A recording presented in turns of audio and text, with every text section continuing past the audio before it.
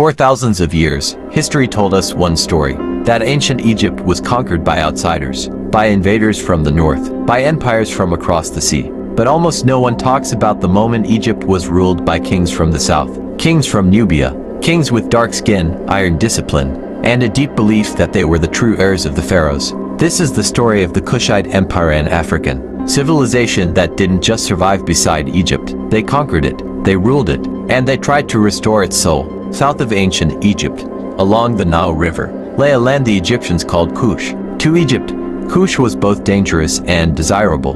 It was rich in gold, ivory, incense, and warriors hardened by desert and river life. For centuries, Egypt invaded Kush, ruled it, taxed it, and treated it as a frontier to be controlled. But empires don't dominate forever. As Egypt began to weaken, fractured by internal conflict, corruption, and rival rulers, Kush did something unexpected. They didn't disappear. They rose. Their capital, Napata, became a center of power, religion, and military organization. While Egypt was divided into competing city-states, Kush was unified, disciplined, and patient, like a younger force watching an aging giant struggle to stand. Here's the twist most history books skip. The Kushites didn't hate Egypt. They revered it. They worshipped Egyptian gods. They built pyramids. They followed the ancient rituals of the pharaohs. But they believed Egypt had lost its way. Where Egypt's rulers grew weak and corrupt, the Kushite kings believed they were chosen by the god Amun to restore order.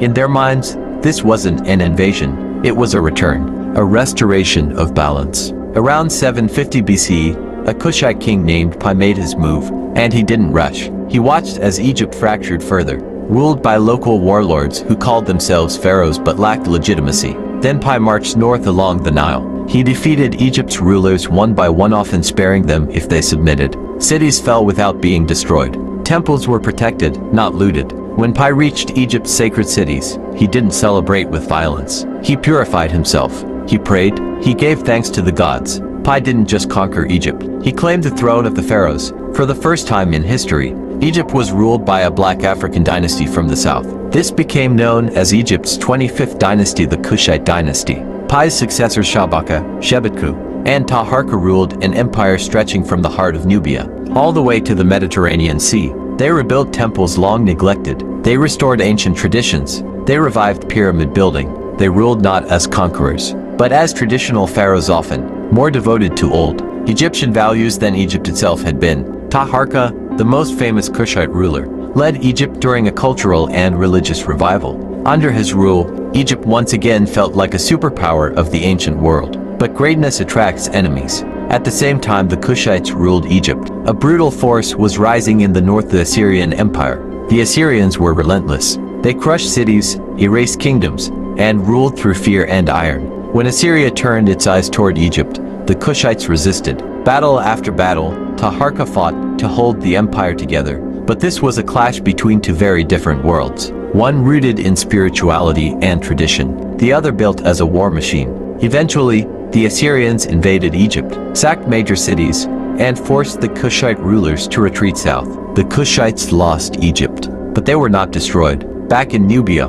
Kush adapted. The capital shifted to Meru, a powerful city that became one of Africa's greatest centers of iron production. Here, Kush developed its own identity, less Egyptian, more distinctly African. They built more pyramids than Egypt ever did. They controlled major trade routes across the continent. They developed their own writing system. Kush survived for centuries after leaving Egypt behind, until trade shifted, power faded, and the empire slowly dissolved into history. But its legacy remains. The Kushite Empire challenges everything we think we know about the ancient world. It proves that power once flowed from south to north, that Africa produced rulers who shaped civilization itself, and that history is often written by those who came later and chose what to remember. The Kushites ruled Egypt not as outsiders, but as believers that they were the true heirs of the pharaohs, and for nearly a century,